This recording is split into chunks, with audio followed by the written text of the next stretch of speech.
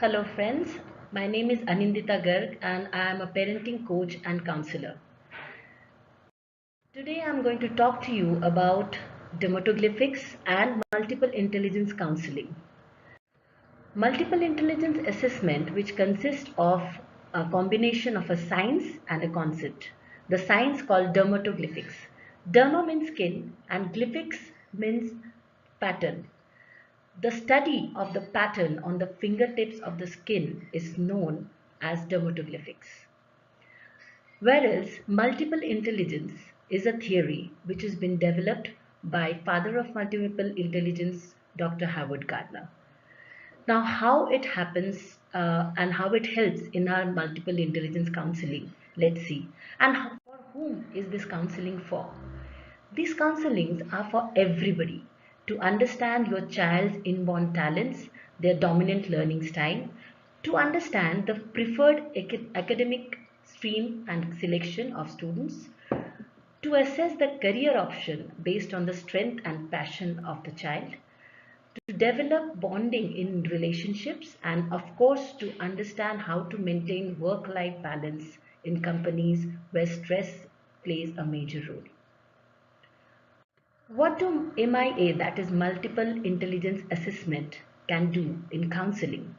Earlier, when anybody was asked about counseling and they were told that your child needs counseling, they will be having a skeptical mind about it because they thought that there is something wrong in my child that needs to be corrected. That's why they are suggesting to be counseled. Today, the world has changed, especially in Mindware. We talk about the child's passion and potential, skills, abilities, and strength and talents first. So, when you understand the passion area of the child or the abilities of the child, you can make the child work in a stronger way and actually can develop leadership quality in the child.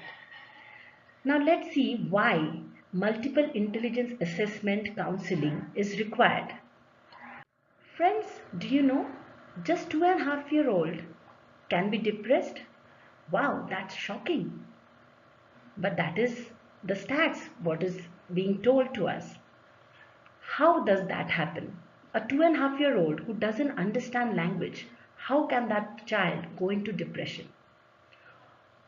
When we talk about the understanding of stress and depression, it is not only about understanding language, it is about the brain development that happens in the womb of the mother in the first 6 months after conception.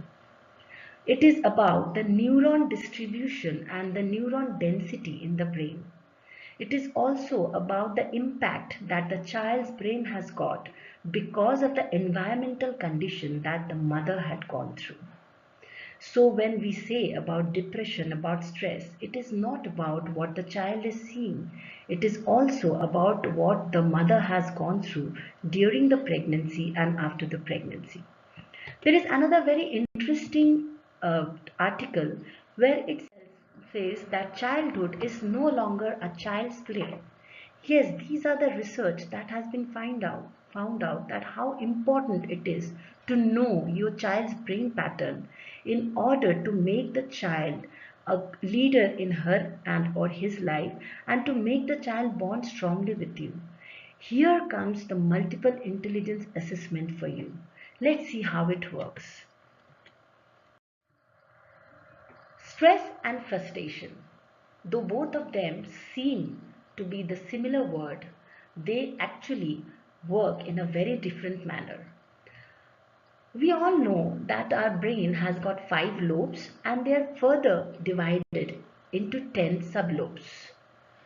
Now, when we talk about stress and frustration, let's first understand the brain pattern and how it works.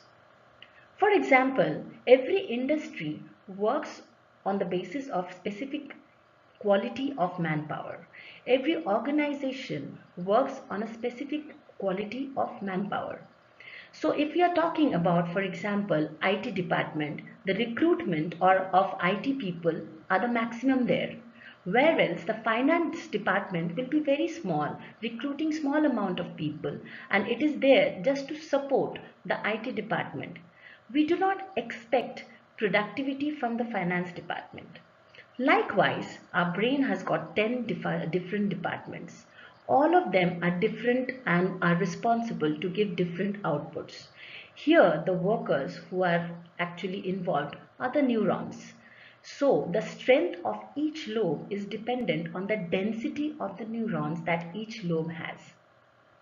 Now coming to the stress part, if you are trying to make those sublobes work which has got lesser amount of neuron density, you will have a feeling of stress because there are not more people working in that department.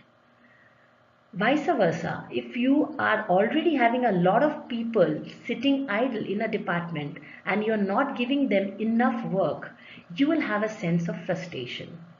So it is very important to determine and to understand where are your brain lobe strengths there and to make them work efficiently for you so that you can work with ease, grace, power, confidence and happiness, and also to understand which are those lobes which are not strong enough and how to develop them so that you do not take them as a primary lobe and expect output of productivity for them from them, and you can actually make them work in support of the lobes which are very, very strong. Do you know, friends, it is very sad that more than 12,000 plus students commit suicide and it is increasing by more than 27% per annum in India. We here in Mindware are committed to bring this ratio down to zero. Why does this occur? Only due to parental and peer pressure? No, it is because we don't understand where our strength lies and where are our weakness which needs support. If we can understand our brain pattern in a much better way, we can actually use it in our favor. Dr. Howard Gardner was the first person to understand that there is much more than IQ. Though I know in India, IQ actually is a synonym to intelligence. A lot of people think that people who have IQ are the intelligent people. IQ is only about your academic performance. It talks about how good you are academically. IQ doesn't give you any understanding about how good you are creativity, how good you are with talking in public, managing people and handling adverse situation. So there is much more to IQ. There is EQ, AQ, CQ, SQ and a lot more to understand. So Dr. Howard Gardner came with different types of intelligence like visual intelligence, kinesthetic, musical, logical, and that actually comprised total to known as multiple intelligence. In Mindware, through this DMIT counseling, we understand the strength of different sublobes and we suggest the child or the student what is their strength area and how they can choose their academics and career based on their strength area, which will give them a lot of ease, grace, power and happiness to go about. We also understand the child's dominant learning mode. If you make a child learn to his dominant learning style, it becomes easier for the child to record, store and apply the data faster than any other way. Friends, it's very important to understand that there have been a lot of research made on this basis. One of the most important one is this one, where between 1960 to 1980, 1,500 business school graduates were surveyed. A group of people, category A, were asked that what do you want to do in the next 20 years? Out of 1500, 1245 people responded saying, let us first earn money because we have done business graduation in a very hard way. Our passion would follow. Only 255 graduates, that is only the 17% of population said, we will follow our true interest and money will come eventually. Do you know what was the result of this research? Very, very, very, very surprising. Category A had only 1 millionaire out of 1,245 graduates, and category B out of only 255 graduates had 100 millionaires.